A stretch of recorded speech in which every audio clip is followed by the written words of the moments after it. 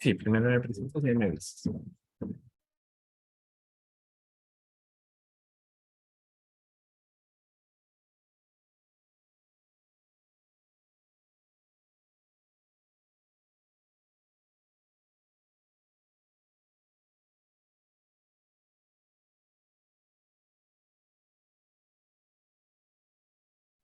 Buenas tardes a todos los presentes. Los saludamos desde Telesalud del Hospital Nacional Arzobispo Loaiza del Ministerio de Salud para presentar la telecapacitación Esclerosis Múltiple dirigida por nuestro ponente, el doctor Guillermo Castillo Kohatsu, médico asistente del Servicio de Neurología del Hospital Nacional Arzobispo Loaiza.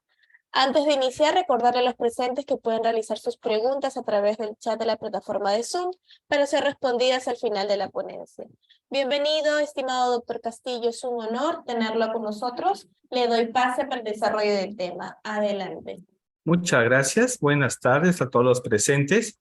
Hoy día estoy con ustedes y tengo la invitación para hablarles un poco de esclerosis múltiple. Empezaremos a dar la ponencia.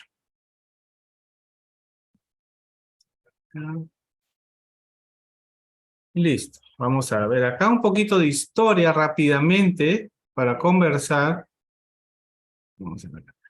Las primeras descripciones, basamos así porque la medicina, la neurología ha ido de la mano con la neuropatología, ¿no? En el estudio de piezas anatómicas del sistema nervioso central. Fue hecha, miren ustedes en las historias, nos mencionan desde el año 1835,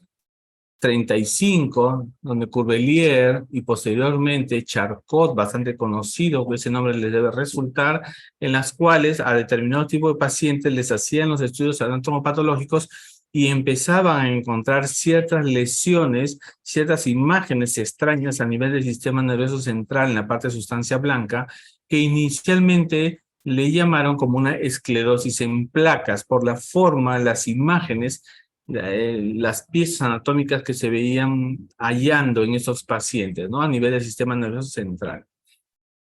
Y no es hasta que posteriormente, con el transcurrir de los años y avanza la ciencia, esas esclerosis de placa se van estudiando a nivel del microscopio y empiezan a determinar que no necesariamente estaban ubicados a nivel del cerebro, sino también lo encontraron en cerebro y en médula, en la cual el nombre ya trasciende a un tema de una esclerosis diseminada.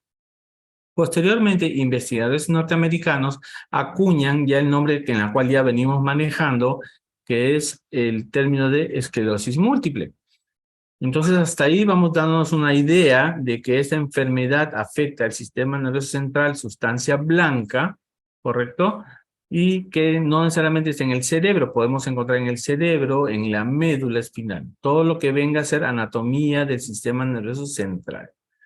Y hay que entender acá que esa es una enfermedad que tenemos que conocerla, que es discapacitante, ¿sí? Es una enfermedad discapacitante y van a ver, vamos a hablar constantemente que viene a ser en gente joven. Económicamente es una población económicamente activa y que tiene diferentes tipos de progresión. Por lo tanto, entonces ya vamos hablando que hay diferentes formas clínicas que se asocian factores genéticos, factores ambientales, geográficos, ¿sí? Y que puede presentar muchas manifestaciones neurológicas. Va a depender mucho de la localización de la lesión. Alteraciones motoras, alteraciones sensitivas, trastornos esfinterianos, problemas de aparición de pares craneales, ¿sí? Visual, auditivo, trigeminales, casos raros, y que también, como ven ahí ustedes, traen compromiso cognitivo a la larga. Y si por ahí se afectan vías largas de dolor, lo va a tener este paciente. Y posteriormente van a presentar manifestaciones neuropsiquiátricas. Entonces uno se preguntará, ¿qué puede haber ahí? Si vamos a ver síntomas de ese tipo, ¿quiénes están más expuestos? Más expuestos, y las investigaciones nos dicen que están expuestas las personas de raza blanca, ¿no? Los escandinavos, las otras regiones de Europa, americanas, también Norteamérica, ¿sí? Mientras más se aleje uno del Ecuador, de la línea ecuatorial, mientras más se aleje el Ecuador, mayor porcentaje tienen de presentar esta patología, ¿sí? En menos probabilidades las razas no blancas, los raza negra, los árabes, los africanos, orientales, asiáticos, etc.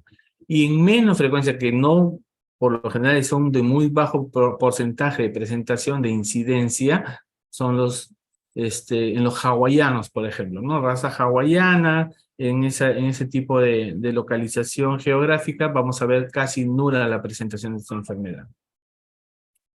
Y se conoce que existe una susceptibilidad racial, o sea que yo tengo dentro de mis genes una probable posibilidad de adquirir esta enfermedad, pero yo vivo lejos del Ecuador, puedo tener, pero yo vivo cerca del Ecuador, por ejemplo, Perú vive cerca de la línea ecuatorial, yo puedo tener.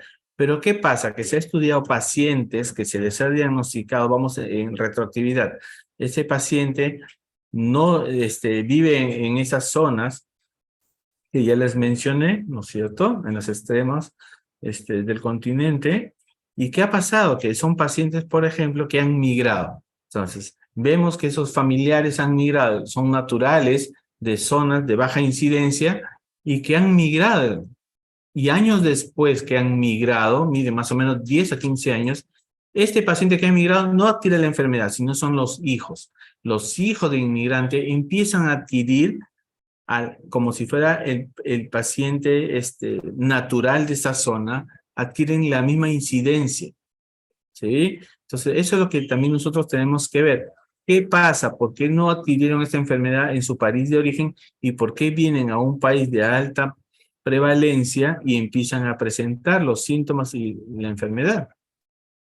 Y es ahí donde yo nuevamente insisto en el cuadro anterior, ¿no? ¿Por qué esta enfermedad es más frecuente en razas blancas escandinavas? ¿Sí? Es menos frecuente en razas no blancas, y lo que ya les mencioné, ausencia. Y hay un dato importante, ¿no? Los asiáticos tienen más compromiso también de ese tipo de enfermedad, pero a nivel del nervio óptico y compromiso medular. Que eso posteriormente será quizás un tema para hablar, conversar otro día, que viene a ser la neuromielitis óptica, que es, digamos así, yo le llamo el primo hermano, un cuadro muy parecido a la esclerosis múltiple, pero que fisiopatológicamente se diferencian a grandes rasgos. Entonces, me pueden decir, doctor, y la neuromielitis óptica veo bastante en Brasil, veo bastante en Japón, sí, pero no es esclerosis múltiple, por ejemplo. ¿Sí? Y vamos a tener menos reacción, ¿no? De las bandas oligoclonales, neuromielitis óptica, neuromielitis, o sea, afecta el nervio óptico y la médula, y no tienen positividad a estos datos que ya les estoy mencionando, que son las conocidas bandas oligoclonales y el factor IgG. En cuanto a género, hay cierta predominancia del sexo femenino en el masculino. O sea, hay más pacientes con esclerosis múltiple, con sospecha o determinación en en sexo femenino que en raza masculina. En sexo masculino. ¿Sí? Un dato importante es que antes de los 50 años puede llegar, miren, antes de los 50 años puede ser hasta 3-1, o sea, 3 mujeres, un varón.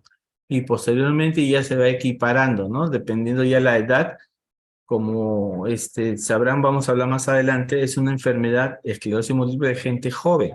Y gente joven van a ver ustedes más en mujeres, ¿sí? Conforme la edad, digamos, va avanzando, el grupo etario va avanzando, la posibilidad que sean hombres va subiendo y estos hombres me hacen compromiso mielopático, o sea, compromiso de médula espinal, y eso hace más severo su pronóstico.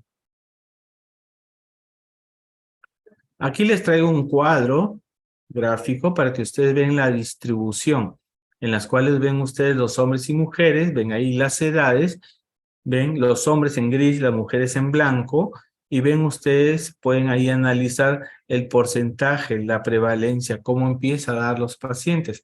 Y ven ustedes en edades económicamente activas, 30, 40, comienza 50 años y de ahí empieza a caer.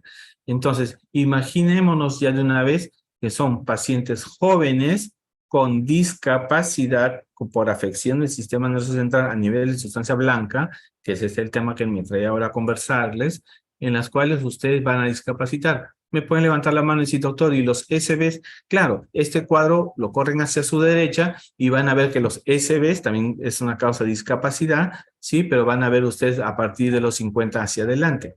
Entonces, desde ya les traigo acá la reflexión. Diagnostiquemos esta enfermedad a tiempo porque son gente joven que se van a discapacitar a temprana edad. Ahí se sobresaltó. Vamos a entender de que esa hay que investigar, y eso queda en nosotros los médicos neurólogos, investigar la relación genética. ¿Por qué? Porque si si son hermanos gemelos y uno de ellos me debuta con esclerosis múltiple, hay alto porcentaje que el gemelo, y si ese gemelo es homocigoto, va a salir con la misma patología. ¿Sí? Eso es importante. Si hay familiares. En la historia clínica, cuando nosotros empezamos a hacer el rastreo, tenemos que investigar. ¿Sí? Sabemos también que ya la medicina está avanzando, la determinación diagnóstica, y hay genes que están ahí implicados. ¿Sí? Y dentro de esos genes está aplicado más o menos a unos complejos de histocompatibilidad de tipo 2, ¿sí? Con un nombre especial de R15 y de Q6 que puede ser implicado.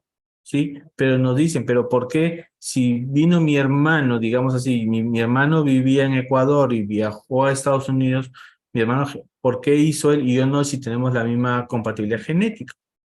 ¿Correcto? Puede haber la misma compatibilidad. Entonces, a eso voy, que debe haber algún factor ambiental aunado a la parte molecular genética que puede ser determinante. Cosa que ustedes ya van a ver, seguro van a revisar que no hay una determinación clara de este problema.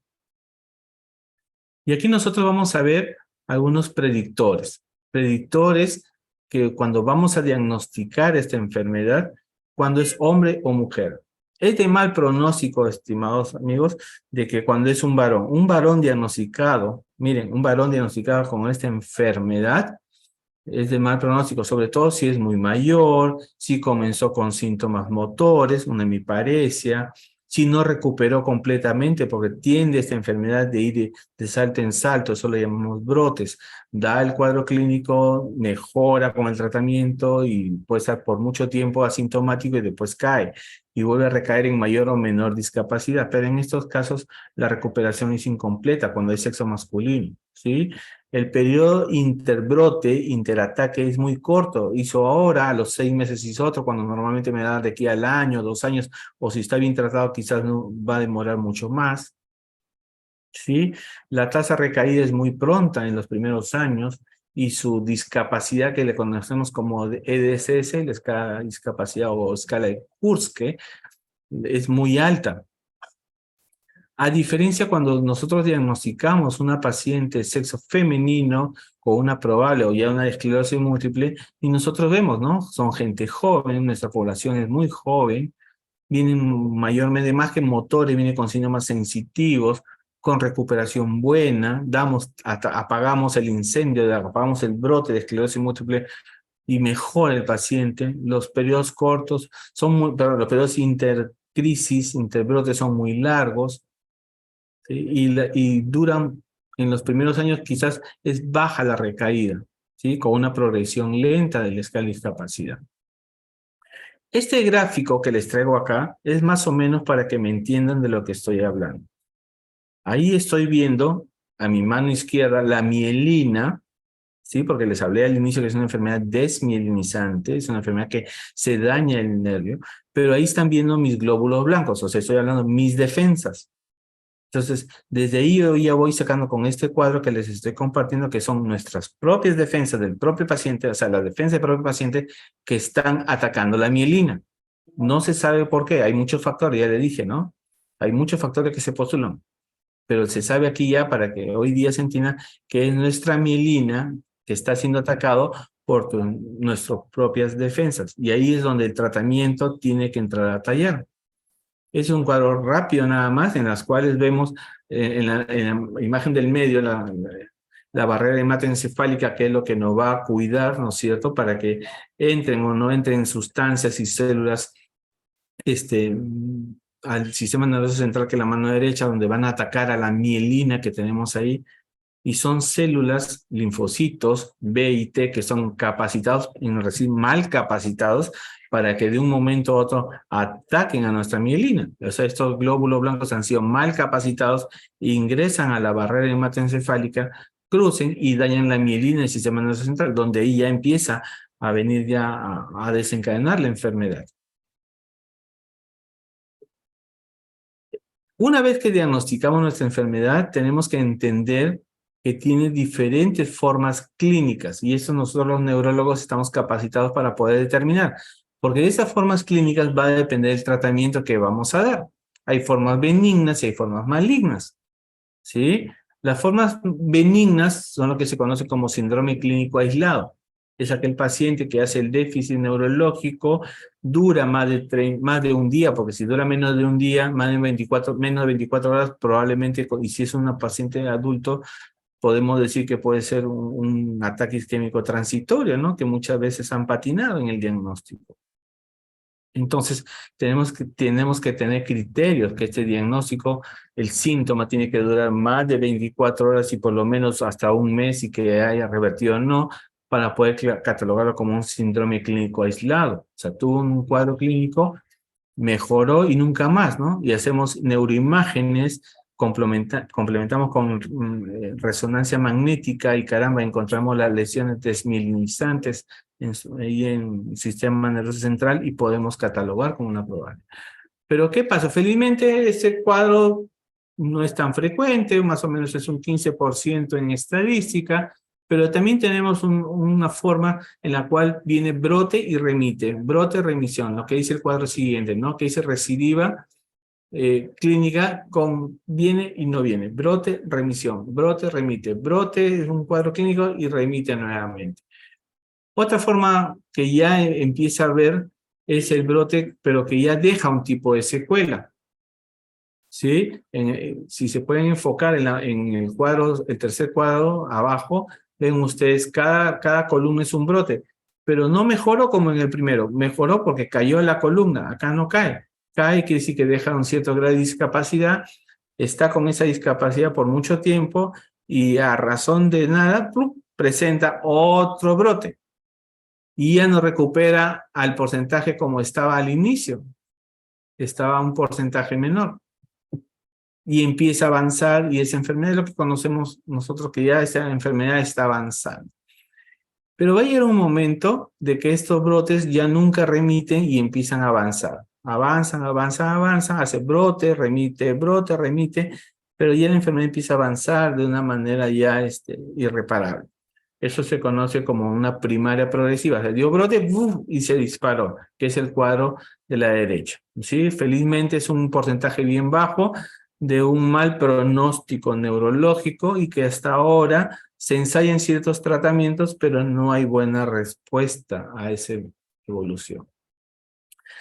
Aquí les traigo una serie de cuadros, ¿sí? En las cuales vemos desde el momento que empieza la enfermedad. Eso se llama síntomas preclínicos, que muchas veces los pacientes ni cuenta se dan, pero si uno en el momento de la historia clínica pregunta detalladamente cuál detective, va a rescatar en la clínica. Por eso que es importante que el médico, el familiar, el personal de salud esté atento con ese tipo y con ese diagnóstico para reconocer los síntomas.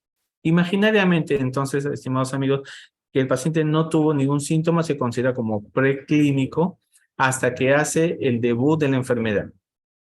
Hace el debut, ven ustedes acá las columnas, cómo empieza a subir y bajar. No es el cursor, no veo el cursor, acá está. Sube, baja, quiere decir cada columna es un brote, se estabiliza felizmente, pero conforme cada brote aparece una línea que se llama discapacidad. Esta discapacidad, conforme el tiempo va avanzando en años, va aumentando la discapacidad. Pero, oh sorpresa, se ha visto que así como las lesiones se empiezan a dar, el cerebro, porque sabemos que es sustancia en el sistema nervioso central, el cerebro empieza a padecer, a dañar en su volumen, empieza a reducir el volumen. Y no solo reduce eso, sino van a reducir también sus facultades cognitivas. ¿Sí? Y empieza a ver, conforme la evolución, la enfermedad sigue avanzando en brote, remisión, brote, y cada vez no va mejorando, su volumen cerebral va bajando. Al inicio de la enfermedad hay una gran inflamación, pero ya empieza ya acá la inflamación, pero uno se contenta. ¿Pero qué se va a inflamar si ya estoy perdiendo neuronas? ¿Qué se va a inflamar que si ya estoy perdiendo mielina? ¿Sí? Empieza a avanzar, entonces hay un cruce. Entonces es ahí donde nosotros tenemos que detener de alguna manera esa enfermedad. No hay cura, no hay cura para esa patología, pero podemos nosotros enlentecer esta evolución, que a la final es que nos va a traer un paciente postrado, dependiente al 100%, y son gente joven, son personas jóvenes. Les hablaba algo de la genética y ahora voy a pasar esta. Y esta es la imagen que yo les decía. Entonces, orientémonos nosotros acá al cero, el Ecuador, ¿sí? Donde estamos acá, la línea ecuatorial. Y mientras más nos alejemos, los países se alejan del Ecuador, aumenta la incidencia, ¿sí? Alto riesgo, usted lo ve en color rojo. En color rojo lo van a ver de Estados Unidos, por ejemplo, ¿no? Estados Unidos. Acá en Australia no hay en Canadá, también tenemos, solo que no tenemos las estadísticas, pero también tenemos alta incidencia, ¿sí? Y ustedes lo van a ver. Nosotros, el Perú se encuentra alejado del Ecuador. Tenemos pacientes, pero somos un país considerado de baja incidencia, ¿sí? Vamos a ver acá. Muy bien. Los síntomas. Los síntomas van a depender de la localización de la lesión, ¿sí? Como ven ustedes a la mano derecha, la columna de la derecha está en porcentajes, y esos porcentajes nos dicen dónde está la lesión. Hay trastornos sensitivos, un 43% es bastante, ¿no? Lesiones a nivel talámicas, por ejemplo. Pacientes que vienen con visión doble, diplopia, problemas acá para andar, para caminar, vértigo, fatiga, disfunciones cognitivas, disfunciones intestinales, problemas intestinales, dolor, temas anímicos como la depresión, disfunciones sexuales, si estamos hablando a nivel de lesiones medulares, ¿sí? O las debilidades. Como ven ustedes, son síntomas inespecíficos que si uno no tiene el cuidado de escuchar al paciente, observarlo bien, examinarlo bien neurológicamente, vamos a tener grasos errores y eso es tiempo, porque un diagnóstico como eso que se nos pase en el día a día, vamos a seguir la evolución, la inflamación que les mencioné en los slides anteriores va a seguir avanzando y cuando debimos haberlo detenido para que la discapacidad sea menor. Y eso es lo que les mencionaba, el síndrome clínico aislado es una clínica especial, ¿no? ¿Y cómo yo puedo sospechar? Pacientes que vengan con una neuritis óptica. Son diagnosticados por el oftalmólogo neuritis óptica y me lo mandan a mí para revisarlo, ¿sí? Pero dicen, pero hemos visto más las neuritis ópticas en adultos mayores. Claro, esas son las isquémicas, por ejemplo, ¿no? Diabético, hipertenso, bueno, ya está cantado, ¿no? Pero si son jóvenes con una neuritis óptica monocular o biocular, ¿por qué no puede ser mañana más tarde una esclerosis que hoy día debutó con un síndrome clínico aislado? Entonces no da tiempo para hacer el diagnóstico preciso y dar el tratamiento que modifique la evolución de la enfermedad. Otro ejemplo que hemos visto, pacientes que hacen una mielitis transversa, dorsal, lumbar, un cervical, y catalogan y empiezan a buscar la enfermedad reumatológica, lupus, vasculitis, y todo sale negativo y queda como mielitis transversa, etiología determinada cuando pudo haber sido un síndrome clínico aislado por esclerosis múltiple. O problemas sensitivos, ¿no? Lesiones talámicas. Entonces, ese cuadro que le traigo a la derecha, ¿no?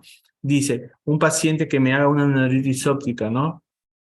Que venga con múltiples lesiones. Yo ya pedí, no solo lo vi el oftalmólogo, tuve que verlo, hecho su resonancia cerebral, medular, cervical, dorsal, que es la zona donde más frecuentemente se localiza, ¿sí? Me aumenta la posibilidad que pueda diagnosticar esta enfermedad, y esta enfermedad tiene que ser tratada inmediatamente.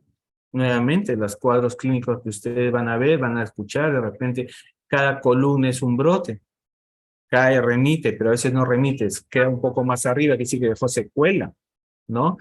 Felizmente esta es la más frecuente que vemos, ¿no? Con el tratamiento neuromodulador, nosotros le damos tratamiento modificador, que también se le llama, mejora, ¿no? Mejora, controlamos los brotes. Esa es la tristemente, ¿no? La que puede ser la primera progresiva. Tiene alguna variante que se mantuvo, estuvo estable y otra vez, pero están bien, está en ascendencia. Progresiones, claro, no necesariamente el paciente puede hacer este tipo, puede debutar nuevamente, como les mencionaba, como una recurrente remitente y en el tiempo pueden progresar a un cuadro secundariamente progresivo. Y eso lo va a dar la cantidad de años. ¿Cuántos años yo voy con la enfermedad? A más años, un paciente joven, pero a más años de evolución de la enfermedad, hay alto riesgo. Entonces yo ya tengo que estar previendo que no me vaya el paciente a abandonar el tratamiento, que no me vaya a hacer algún tipo de desorden, alguna infección que me pueda desencadenar nuevamente para que mi mielina sea dañada. Y ustedes van a ver acá una serie, les voy a traer una serie conforme pasan los años, emiten diagnósticos para esta enfermedad, ¿sí? Emiten diagnóstico para poder ser los estudiosos, los entendidos de esta enfermedad, se reúnen cada cierto tiempo para dar el diagnóstico que nos ayuda a todos los neurólogos. Y este último que le he puesto es McDonald, que se figura ahí, que son los criterios con los cuales estamos manejando. Cuando ustedes escuchan la esclerosis múltiple, con los criterios de McDonald's, ¿sí? Y con el advenimiento de la resonancia magnética, que es una gran herramienta para este tipo de problemas, para la determinación de estos problemas de sustancia blanca, ya hay una asociación, ¿no? Se llama MAGNIS, que es con resonancia magnética, que son consensos para poder determinar, ¿sí? Y rápidamente ahí les menciono, ¿no? ¿Qué síntomas tiene? ¿Qué tiempo lo tienen? ¿Sí? ¿Cuántos brotes ha tenido en estos últimos tiempos? ¿Se evidenció clínicamente e imagenológicamente? ¿Cuántas lesiones imagenológicamente nosotros vamos viendo, vamos detallando? Y como ustedes van a escuchar, usamos la resonancia y tenemos que ponerle contraste, gadolinio, para ver si esas lesiones captan o no captan gadolinio. ¿Sí? Ese es un cuadro rápido que les traigo, que vamos a ver cuando el diagnóstico, basta que yo ya tengo los ataques y ya las lesiones son objetivas en imágenes, ya el diagnóstico está cantado, ¿no? Pero hay veces que no tienen cantidad necesaria de lesiones, están ubicadas en zonas, caramba, que no hay correlación de los síntomas con esa lesión que yo pueda encontrar en la imagen, vienen ahí las discrepancias. Entonces ahí nosotros tenemos que buscar otra serie de diagnósticas, que es el uso del líquido cefalorraquídeo, que vamos a mencionarlo más adelante. Esa es una característica clínica de cómo yo le puedo determinar a ese paciente cuándo tuvo el ataque clínico, si este paciente tuvo 2 o más ataques, y si yo ya tengo la imagenología. Y cuando yo pido la resonancia, tengo que determinar de la mano con un buen resonador, eso sí, doctores, un buen resonador mínimo de 1.5 teslas, asegúrense que sea un buen teslaje de la resonancia, no lo manden. Primero, antes de mandar con la sospecha, pregunto, señor doctor, o al radiólogo, ¿qué potencia tiene su teslaje o qué teslaje tiene su resonador? Para poder determinar y inmediatamente mandarlo, ponerle contraste y determinar si esas lesiones son periventriculares, que es lo típico, si son yuxtacorticales, acerca a la corteza, si son infratentoriales, o sea, en cerebelo o en tronco, o en médula espinal. Y le colocamos el contraste para poder determinar. Y es ahí donde Magnis con McDonald's, ¿no es cierto? Que les comento acá a la derecha, abajo a la derecha, nosotros podemos determinar esta enfermedad. Y para ver mañana más tarde en los controles vemos si esta enfermedad está diseminándose en tiempo, en cuántos años o en espacio. Hoy día tuvo una lesión supratentorial y mañana más tarde tuvo una lesión medular o en cerebelo, ¿no? Infratentoriales. Eso me dice que la enfermedad está avanzando, pero ¿por qué? Me estoy quedando corto en el diagnóstico, no le estoy dando el tratamiento indicado, o el paciente es un mal paciente que no está cumpliendo con el tratamiento. Otro método que usamos, imágenes ya les he mencionado, era el LCR, el estudio de líquido cefalorraquídeo, donde pedimos el índice IgG, nos dicen que hay que pedirlo, pero el más factible que nosotros pedimos es la determinación de las bandas oligoclonales. Bandas oligoclonales que ahora les voy a mencionar. Entonces, Al ver esta enfermedad, ustedes dirán, caramba, entonces sospecharé en todos, pero hay que tener mucho cuidado con esa enfermedad. Cuando ya me llegan los pacientes diagnosticados con alta sospecha, se crea un problema. Y el problema lo creamos en el momento que no estamos atentos al paciente. ¿Sí? ¿Por qué razón, estimados?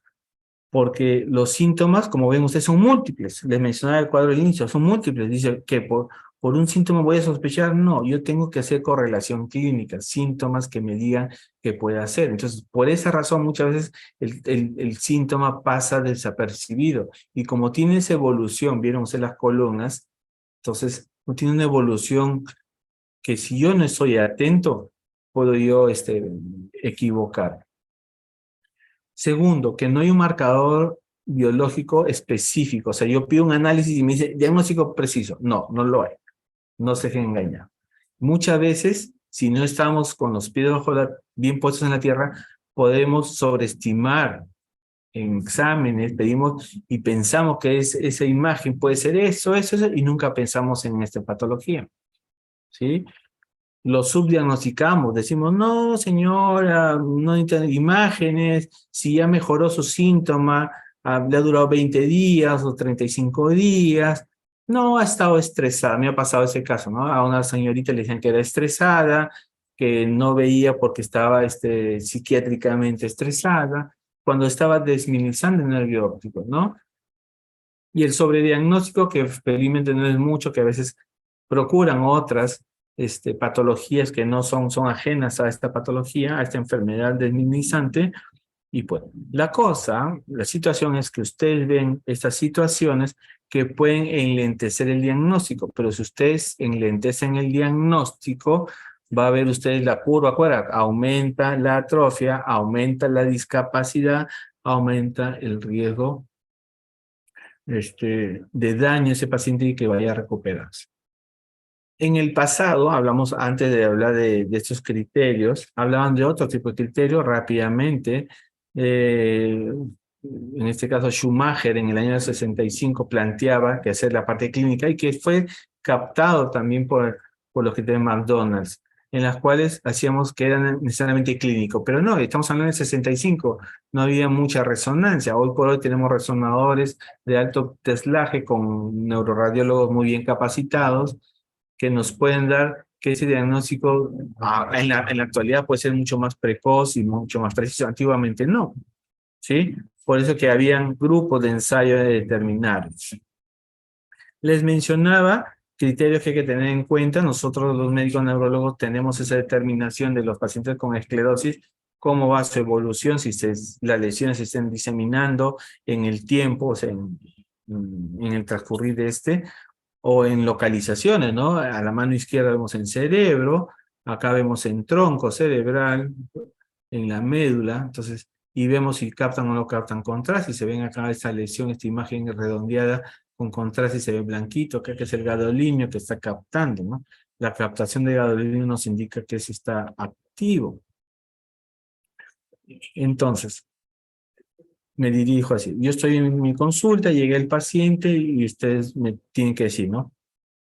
Este paciente joven que viene con los síntomas, hombre, mujer, hemos dicho que más frecuentes en mujeres, la historia es compatible, ¿sí?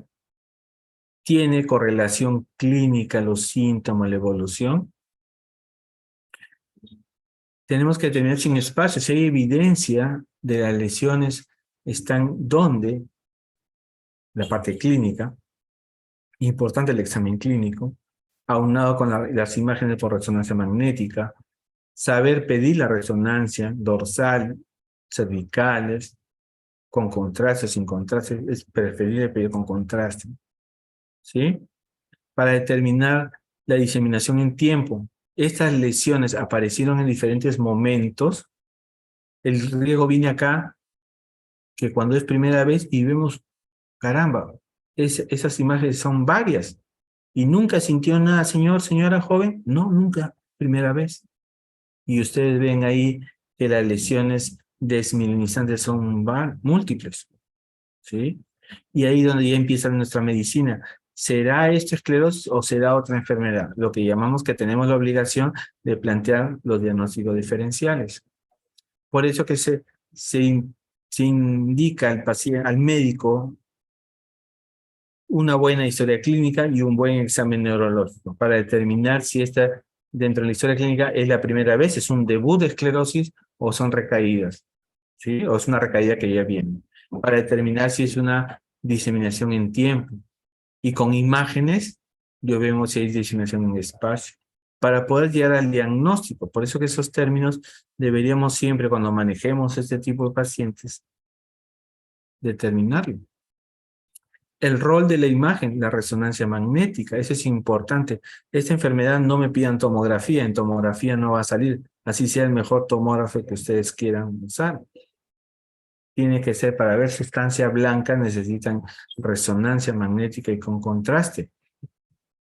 Y eso es lo que el consenso de investigadores nos dicen, las características que tu equipo, que ustedes cuando pidan, tiene que tener. Mínimo 1.5 teslas. Tiene que tener secuencia en T2, T1. El T1 tiene que ser con gadolinio, tienen que pedirle gadolinio. ¿Sí? El corte flare tiene que ser cortes finos. El paciente debe ser adecuadamente posicionado por el tecnólogo. Y siempre tienen que mandarlo en un CD. Pidan su CD porque en el CD ustedes pueden magnificarlo, achicarlo, cambiar de secuencias para poder ver. Son características mínimas que tienen que pedir ustedes a su paciente con sospecha de esclerosis múltiple. Y ahí lo van a ver, las lesiones, como ustedes ven ahí son estas imágenes blancas que se conocen, son hiperintensidades en sustancia blanca. Les mencionaba al inicio, en enfermedad de sustancia blanca. Pero acá ya se ve atrofia, o sea, quiere decir que este paciente que está acá en corte sagital, esa imagen que está acá, ese es el cuerpo calloso, y el cuerpo calloso es una estructura rica de mielina, son conexiones nada más, por eso que la mielina se afecta ahí, y se ven ahí esas imágenes como si fueran llamas caídas, ¿no? Como unos dedos que salen ahí blancos, hiperintensidad en flare con atrofia cerebral, ¿no? Pero vemos acá en T2, la secuencia en T2, vamos a ver las imágenes hiperintensas, y son periventriculares al costado de los ventrículos, ¿no? Y eso tiene una explicación por una determinación, una distribución del paquete vascular que va ahí, son vasos sanguíneos que se ven afectados, que se ven de esa manera, ¿sí? En T1 lo vamos a ver la imagen oscura, una hipointensidad circulares, ¿no? Eso le conocen en el término americano como agujeros negros o black holes, le llaman, ¿sí? Le ponen ahí presencia de black holes, te estoy diciendo que eso ya es antiguo, por ejemplo, ¿no? Y hay que ponerle contraste porque el contraste me va a decir actividad. ¿Sí? Ven acá un anillo, esa lesión está captando contraste, me dice que hay actividad de esa zona. Acá hay más imágenes que nosotros podemos verlo. Aquí en este caso en secuencia en FLAIR vemos la gran atrofia que ya está presenciándose, pero ven acá los famosos dedos de Dawson o el compromiso a nivel de cuerpo calloso. ¿Sí? Se ven acá y se ven también en cerebelo, básicamente en esta zona que les he traído para compartir esa imagen. En médula también la podemos ver, lesiones, ¿no? Se ven blancas, igual esta es una secuencia en T2, en médula cervical, pero se ve de cervical alta, son lesiones intramedulares, que por lo general, y debe ser así, no deben abarcar más de 2 cuerpos vertebrales, o sea, van acá, ¿no? Acá hay un cuerpo vertebral, acá viene normal, acá viene un poquito, y acá viene otra lesión. Esa es otra lesión, igual, que son altamente sospechosos de esa enfermedad. Esas son algunas formas que les traigo una foto nada más que nos puedan hacer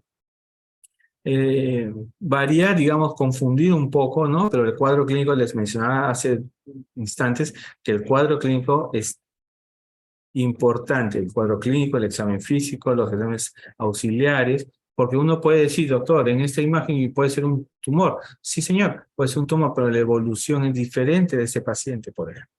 ¿Sí? Son formas pseudotumorales, ¿sí? Que nos puedan aparentar. El otro examen que nosotros solicitamos es el estudio, les mencionaba, de las bandas solidoclonales, ¿no? Hemos pedido ya la resonancia, imágenes que ya hemos visto, y la determinación. Esto lo hacemos mediante la adquisición del líquido cefalorraquídeo, ¿sí? Hacemos una punción lumbar y mandamos a hacer los estudios de bandas solidoclonales, ¿no? Lo podemos hacer en LSR, en líquido cefalorraquídeo, también en suero, en la cual nosotros mandamos a investigar la presencia de estas bandas. Estas bandas que tienen que estar presentes en el LSR y ausentes en el plasma. Esa es característica, es criterio, ¿no? Presencia de bandas oligoclonales en LSR, en líquido cefalorraquídeo, más no en sangre. ¿Sí? Si encuentro en sangre, no es esta enfermedad. Y me echo a buscar esas enfermedades inflamatorias que me pueden dar, que pueden simular un lupus, una sarcoidosis, un Sjögren, una enfermedad de Behçet, una panarteritis nodosa. Infecciones también me pueden dar. Tampoco es que sea específica la determinación de bandas oligoclonales. Insisto, yo necesito tener clínica, imágenes y esto para poder determinar a ciencia cierta si estoy presente. Otro un poquito más, ¿no? Que tengo que ver la presencia de las bandas oligoclonales que ustedes las están viendo acá y que en sangre tiene que ser negativo, no se ven acá. Acá se ve una leve aparición, ¿sí? Que no se ven en esta zona para poder determinar. Adicionalmente, ustedes pueden estudiar el nervio óptico. El nervio óptico, si se ha dañado y tiene síntomas, un signo de afección nervio óptica, o sea, una caída aguda visual, podemos pedir un potencial evocador visual, donde vamos a ver la respuesta ante un estímulo, se le coloca una luz especial, o lo colocamos ante un tablero, ahí ese tablero va variando y el interés es que estimulamos el nervio óptico y el nervio óptico transmite esa información. Entonces, si yo sospecho que hay una lesión del nervio óptico, ese nervio óptico se ha desmielinizado, se ha lesionado, esa rapidez con la que debe viajar el estímulo va a ser menos, va a ser más lento. Lo normal que debe durar es menos de 100 milisegundos, pero en el nervio óptico va a estar mucho más largo, más de 100. Por ejemplo, acá en este cuadro, un ejemplo, este ojo está normal, está en 107, está prácticamente está normal, y acá está en 134. Ese elongamiento, esa lentitud, lo normal dije que tiene que quedar más o menos en 100, a 107 está normal, ¿sí? Está en 134, eso se llama una elongación de la onda P100, es altamente sugestiva de una lesión de nervio óptico, ¿sí? Entonces, nervio óptico, imágenes, paciente joven, cuadro que va y viene, entonces, el cuadro clínico, ¿no? Me refiero a que da el cuadro clínico, da el brote, remite, altamente sospechoso. Otra vez, otra imagen más de lo mismo. Y esto es importante que se lo lleve. No existe un test específico para esta patología, siendo fundamentalmente clínico. Hoy por hoy tenemos la ayuda de la resonancia, ¿sí? Porque yo puedo tener un paciente con los síntomas, pero la resonancia no me apoya, quizás deberíamos investigar un poco más, ¿sí? Igual, ¿no? Puede suceder de que yo tengo un paciente con un síntoma inespecífico, nada claro, le hacen una resonancia y encuentran una lesión, es mejor a los colegas observarlo, ¿no? Porque existe, así como les mencionaba que hay un síndrome clínico aislado, también hay un síndrome radiológico aislado, ¿no? No nos asustemos, tomemos tranquilidad y estudiemos con detenimiento el paciente. El diagnóstico diferencial, ese es importante para poder manejar porque no es nada grato, para el médico neurólogo diagnosticar esta enfermedad, no tiene cura, imagínense con eso, con lo que le quiero decir. Por eso que hay que determinar características no sugestivas, importante, ¿sí? Tener mucho en cuenta cuando pido los exámenes para ver los falsos positivos y los verdaderos negativos, ¿sí? Conocer las banderas rojas, eso se llaman red flag, le llaman en inglés, ¿no? Determinar que les mencionaba si es un paciente joven, pero un paciente mayor, adulto, entonces este va por mal pronóstico. Si es una esclerosis va por mal pronóstico, ¿no es cierto? Y los diagnósticos diferenciales que les mencioné hace unos instantes. Diagnóstico diferencial, lo mismo ya un poco más de lo anterior, no es tan fácil diagnosticar esta enfermedad, tenemos que barajar esas posibilidades. ¿Qué pasa en Latinoamérica? ¿Qué pasa en Latinoamérica? Lo que se ha visto que esta enfermedad es subdiagnosticada, ¿sí? Falta de alerta del médico que examina, el médico tratante. Llega el paciente con los síntomas y subestiman el diagnóstico. Falta de acceso, no todos los pacientes tienen la posibilidad de hacerse una resonancia por ahí, y si estás con dudas, una determinación de unas bandas clonales, ¿no? Por la escasez de tecnología. Y el diagnóstico demora.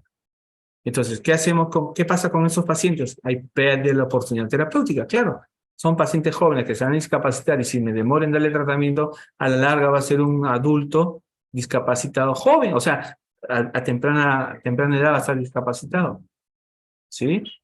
Y lo otro es que o este paciente o es sobrediagnosticado o hay un error diagnóstico, ¿no? Nos ha pasado, he tenido un par de pacientes que los catalogan como una patología reumatológica y eran esclerosis múltiple, ¿sí? ¿Y eso qué hace? Que haya un tratamiento inadecuado, ¿no es cierto? Aumenten gastos de salud, claro, porque va a estar pidiendo examen tras examen y cuando no ya debería estar sentado aquí en neurología con el tratamiento indicado. El paradigma en el tratamiento de esta esclerosis viene a ser, tengo que dar el tratamiento ya. Ni bien yo diagnostico esta enfermedad, tengo que entrar a intervenir como tratamiento. Porque si no, el tratamiento voy a demorar, la enfermedad va a seguir avanzando a pasos gigantados y van a tener un paciente discapacitado. El tratamiento, como ustedes ven en la columna del medio, se enumeran una serie de fármacos, ¿sí? Fármacos que actualmente se cuenta aquí en el Perú, que tenemos que estratificar al paciente si es candidato para determinado fármaco, ¿sí? Para poder modificar la enfermedad. Nuevamente les digo, no hay cura para esto, hay tratamiento modificador. Tratamos para que esa curva, que sea como un despegue de un avión, sea como si fuera un tico, vaya despacito, lento, ¿sí? Pero ¿cómo tratamos el brote? ¿Cómo apagamos el incendio? El brote ya habíamos hablado definido el brote, ¿no? O recaída también lo pueden encontrar. Tenemos que hospitalizar al paciente, tenemos que apagar el incendio, usamos dosis alta de corticoide, metilprednisolona 1 gramo al día, ¿sí? Apagamos el brote y después ya desescalamos la metilprednisolona, como ya lo saben los colegas, ¿sí? Pero eso no es tratamiento. He visto en hospitales que le dan y lo mandan a su casa y después ya, y la segunda parte que es el tratamiento modificador que está acá en la mitad, mandan, deberíamos darle. Y así, la terapia modificadora va a depender de qué cuadro clínico esté presentando, ¿sí? Se les menciona, y mencionamos acá, felizmente nuestros pacientes que tenemos acá son brote remisión, han sido brote remisión y están trabajados con la primera línea, ¿no? Con el uso de interferones, ¿sí? Si este paciente vemos una mala condición, ¿sí? Hay, por ejemplo, esos interferones son subcutáneos, intramusculares, de aplicación parenteral. Entonces, hay pacientes que no quieren, no desean o no pueden tener contraindicaciones inyectables, tenemos la opción de dar orales. También hay tratamientos modificadores orales. Hay tratamientos modificadores endovenosos mensuales que damos, ¿no? Claro que tampoco tienen que tener ciertos criterios para poder ingresar a ese tipo de programa, porque no son tratamientos también. Tenemos que efectivizar sus exámenes y si son candidatos ante posibilidad de riesgos que me puedan hacer reacciones adversas. Y así se mencionan, y lo trabajamos por líneas. ¿A quién le damos de primera línea? Un paciente que esté estable, que no tenga muchas lesiones, carga lesional, si le conoce, ¿sí? Con mucha discapacidad, tenemos una serie de medicamentos. Acá en el hospital utilizamos el interferón beta 1A, por ejemplo, ¿no? De primera línea.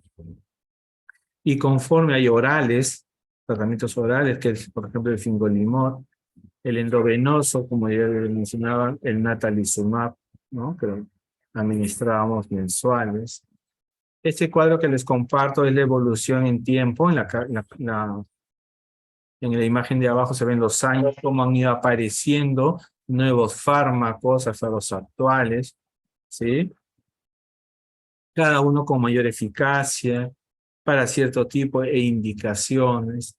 Y estos fármacos tienen diferentes mecanismos de acción, ¿sí? En la parte de la izquierda, cuando le mencionaba en la génesis, hay medicamentos que intervienen, ahí están figurados en cuadro celeste, donde intervienen para que estos glóbulos blancos, estos linfocitos capacitados o mal capacitados para que ingresen a la barrera, atraviesen la barrera hematoencefálica, ingresen al sistema nervioso central y dañen la mielina, no puedan ingresar, ¿sí?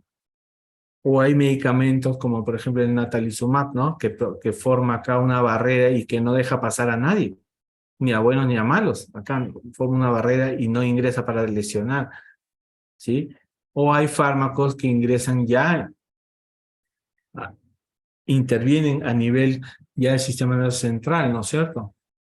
O el ácido fumarínico, por ejemplo, o el aquinimod, que intervienen ahí alterando la permeabilidad y para que no haya la integración y pueda la mielina ser dañada por estas células mal capacitadas.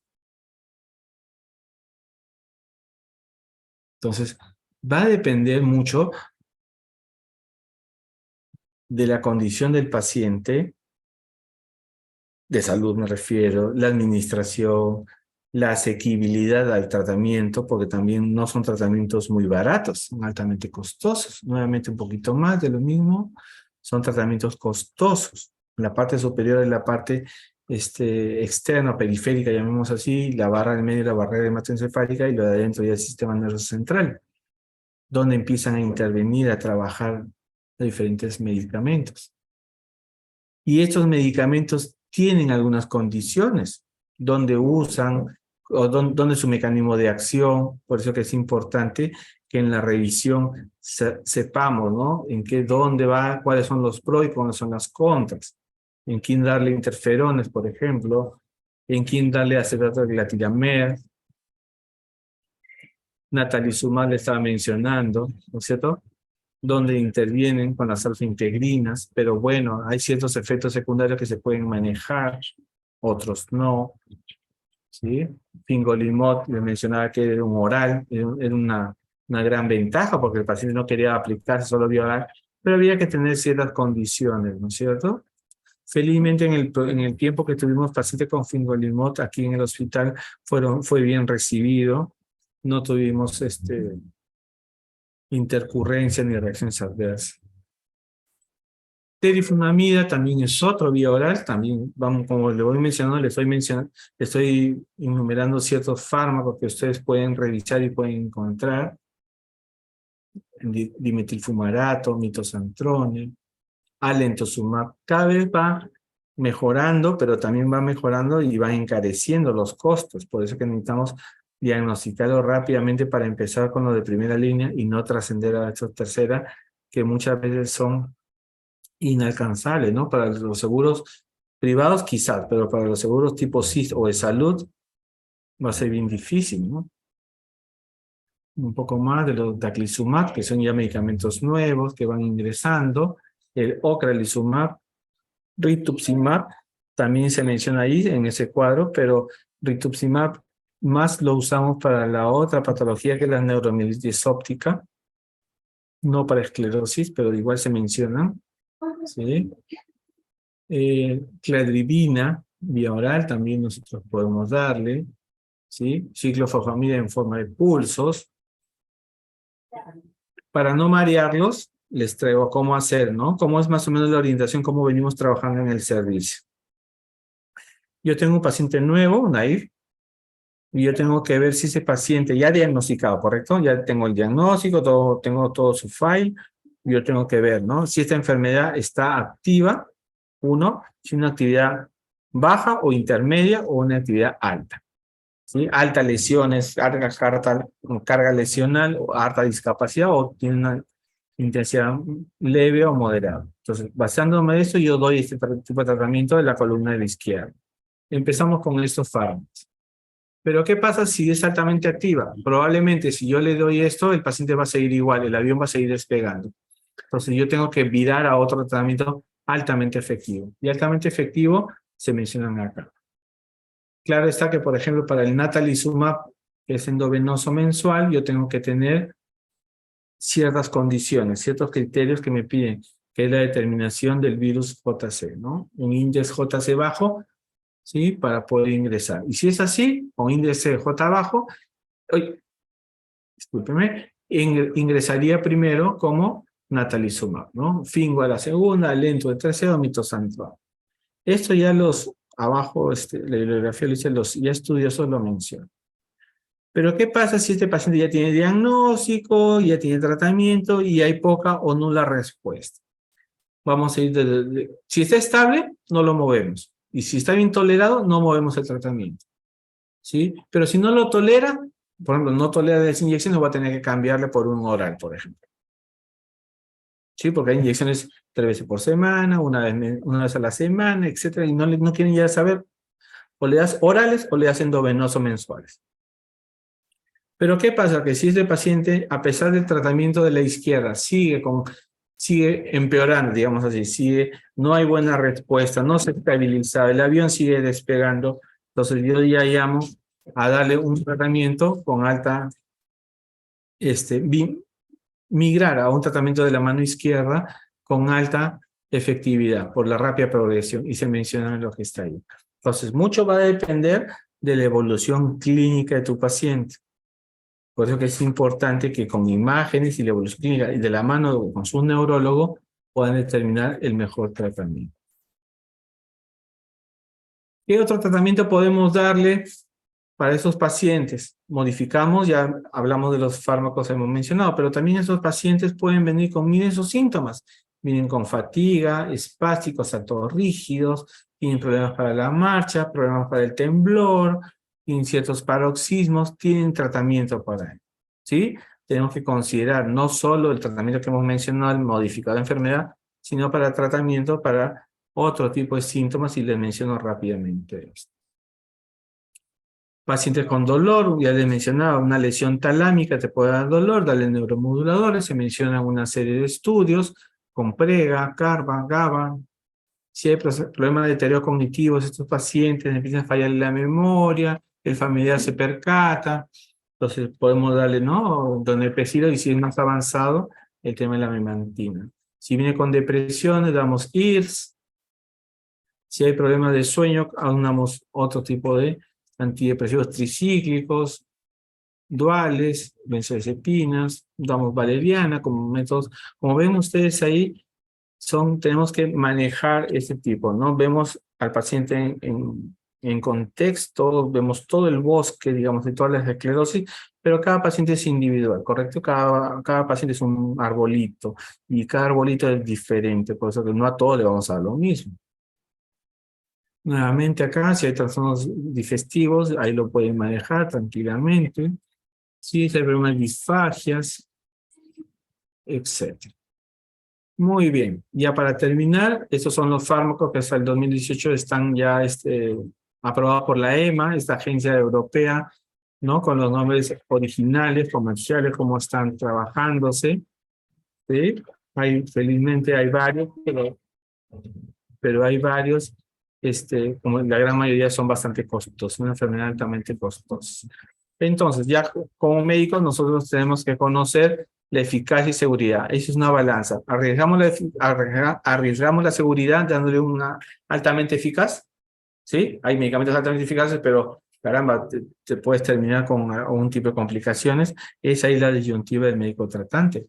Y es ahí donde nosotros revisamos rápidamente las complicaciones que nos pueden dar ciertos fármacos. Miren, herpes, leucoencefalopatía multifocal progresiva, tuberculosis, ¿no? Pacientes que están con alento, con teriflunomida, ¿sí? O que me hagan varicela zoster, pueden hacer. Es un reporte de pacientes con esclerosis que han hecho este tipo de infecciones. Entonces, damos el medicamento, pero previamente pues estratificamos si amerita o no amerita el tratamiento, ¿no? Si es un paciente que ha tenido tuberculosis en la vida, pues le voy a dar alento, ¿no? O si está hace poco recién ha terminado, se puede reactivar la enfermedad. una frase que les comparto de Publio que dice, si la esperanza hace que el náufrago agite sus brazos, ¿no? En medio de las aguas, aun cuando no vea tierra por ningún lado. Les traigo esta reflexión porque si bien es cierto que no tenemos hoy día tratamiento específico para esta enfermedad, que en nosotros poder diagnosticarlo de manera precoz para poder modificar y que estos pacientes no se discapaciten a temprana edad. Muchas gracias. Escucho sus preguntas. Muchas gracias, doctor Castillo, y felicitaciones por su ponencia. ¿Podría darnos alguna recomendación final? La recomendación final sería que hay que estar atentos.